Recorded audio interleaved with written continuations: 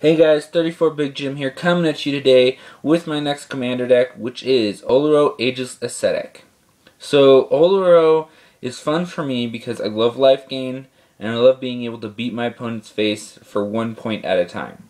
I know that sounds surprising, but Oloro really does it for me. So at the beginning of each upkeep while he's on the field, you gain 2 life. And then whenever he's in the command zone during each upkeep, you still gain 2 life. So every upkeep, no matter whether he's on the field or in the command zone, you're gaining 2 life. And then he has another effect while he's on the field, is whenever you gain life, any amount of life, you can pay 1, draw a card, and have each opponent lose a life. So basically it's going to allow you to draw cards, and each opponent is basically going to start losing life slowly but surely until they're just gone. So here we go. Start off with Oloro. Then we have 1, 2, 3, 4, 5, 6 islands. Then we have 1, 2, 3, 4, 5, 6 plains. We have 1, 2, 3, 4, 5 swamps. And then we're going to go into the non-basic lands. So to start off, we have Vault of the Archangel. So Vault of the Archangel is going to allow all your creatures to gain lifelink and death touch at the end of the turn, which will help trigger Oloro's ability and get rid of any creatures that your opponents have that you don't want. Next, we have Halmar Depths. So this is basically going to let you rearrange the top of your deck so you can draw into what you're looking for. We have Vivid Creek, Soaring Seacliff, Azorius Chancery, Azorius Guildgate, and Bojuka Bog. Bojuka Bog is basically your graveyard manipulation for opponents, where whenever opponent is running a grave-based deck and you just want to get their grave out of there so you can start playing the game and having fun. So you have Bojuka Bog. You have Piranha Marsh, Windburst Kites, Caves of Koilos, Isolated Chapel, Ghost Quarter, Evolving Wilds, Terramorphic Expanse, Reliquary Tower, Temple of the False God, Transguild Promenade, which is your first any color land, Thespian Stage, which can be transformed into any color land, Opal Palace, which is a any color mana land, and Mana Confluence. So Mana Confluence is in here, even though you lose a life every time you use him, you're gaining back 2 life every turn, so it's not that big a deal to have Mana Confluence. Next up, we have Soul Ring, Manalith, Burnished Heart, and those are your 3 artifact mana getters inside the deck. That'll let you get mana when you need it. Next up, we have Terra Eternal. So Terra Eternal is basically going to prevent all lands from being destroyed. That includes your opponents. So beware, they may have something up their sleeve that you're using Terra Eternal. Next up, we have Soul Warden, Life Gain. We have Nyx Fleece Ram, is a 0/5 life gainer. We have Dawnbringer Charioteers, Flying Lifelink, so you can get over a lot of your opponent's stuff. And then we have Archangel of Thune, which is Flying Lifelink, and then her other ability, which is really good with Oloro, is whenever you're gaining life, you get a 1/1 counter on each creature. So if you get her out, say turn 4, starting turn 5, you're getting counters every single turn. So it's really good. Next up, we have Jace's Phantasm for whenever it's late game and you just need a big, huge 5/5 flyer.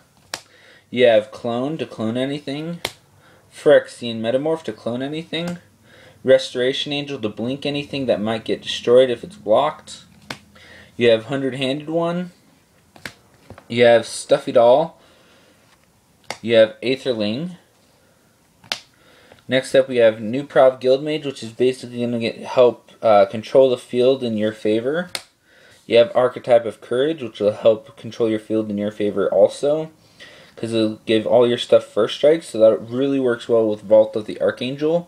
So all your stuff gets Death Touch and Lifelink, and then if they have first strike, they kill any big things that might get in the way. You have Path of Bravery, because you're definitely going to have more than 40 life the entire game. Unless something bad happens, you're going to have 40 life the entire game, or more. So Path of Bravery is really good to give all your creatures +1/+1. Guafa Hazir is going to prevent your opponent's creatures from attacking and blocking and things like that. You have Gift of Immortalities that you can put on Oloro, you can put it on Archangel, you can put it on anything you want to help out.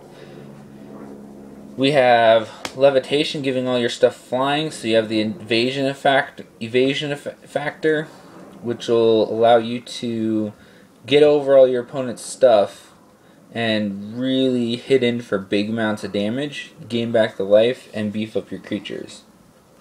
We have Dungeon Geist, Indestructibility, Heliod, God of the Sun, giving all your creatures vigilance.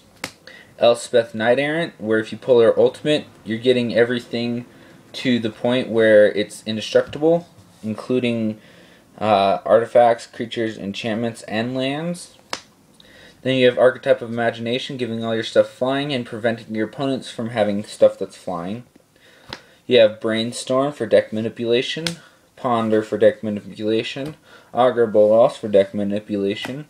You have Baleful Strix to draw cards. You have Mind Grind to get rid of your opponent's libraries, especially late game. You have Temple Bell to draw cards. Dictative Crewfix to draw cards. You have Diabolic Tutor for deck manipulation to get the stuff like Factor Fiction or any of the big creatures that you need out of the deck. You have Factor Fiction for deck manipulation. You have Jace, which his ultimate is just crazy if you're able to pull it off, because he lets you search through your library and each opponent's library and cast a card, a non-land card, for free.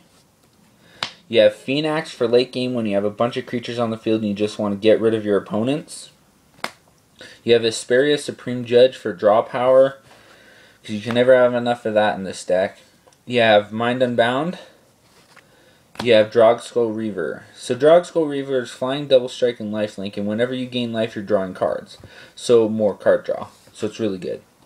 If ever your hand gets too full and you don't have Reliquary Tower, you have Elixir of Immortality to recycle your grave. You have Lazav Dimir Mastermind for the ability to change into whatever you want. You have Time Reversal to recycle your hand in the library, especially late game. You have Rescue from the Underworld. You have Sins of the Past to cast anything that you've cast already that you want to cast again. You have Jace's Mindseeker to get rid of your opponent's libraries and then cast something that's from that stack. You have Spelltwine to cast something again that you really need to be casting again. You have Diluvian Primordial, which will allow you to cast something out of each opponent's grave. So that's really nice. Then you have Chancellor the Spires, which will, if he's in your opening hand, each opponent is going to start off by milling 7 cards. He also has flying and he's a 5/7. And then whenever he enters the battlefield, you can cast an instant or sorcery card from an opponent's grave without paying its mana cost. So it's sort of like Diluvian Primordial, except it's only one opponent. You have Enigma Sphinx, sorry about that, with Cascade. And so basically you're going to be able to hit everything else in the deck with Enigma Sphinx. Then you have your removal stuff. So we have Path to Exile, which is going to exile a creature. You have O-Ring, which is going to get rid of creatures. You have Banishing Light, which is going to get rid of anything. You have Evil Twin, which is going to get rid of creatures. You have Wrath of God, getting rid of creatures. You have Supreme Verdict, getting rid of creatures. You have Winds of Wrath, getting rid of creatures. You have Planar Cleansing, getting rid of everything, unless you have your Elspeth token on. Your Elspeth emblem. You have your Extinguish All Hope, Fated Retribution, Ashen Rider. So Ashen Rider is really good, even though it's a big, huge 8-drop. It's a 5/5 flyer that whenever it enters the battlefield or dies, you get to exile a permanent. So it really works well with Restoration Angel. Because if you're able to get Restoration Angel back to your hand multiple times and you have Ashen Rider on the field, you can just blinker and blinker and blinker and blink the Ashen Rider and basically just exile everything that your opponent has. Last card in the deck is Temporal Mastery, because you never know late game when you need to take an extra turn just to set up your final plays for the game and your game finishing plays.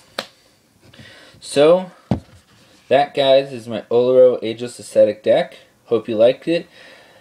Don't forget to rate, comment, and subscribe. If you have any ideas to help improve this deck or change it in any way, leave it in the comments below. Thanks, have a great day, and keep dueling on.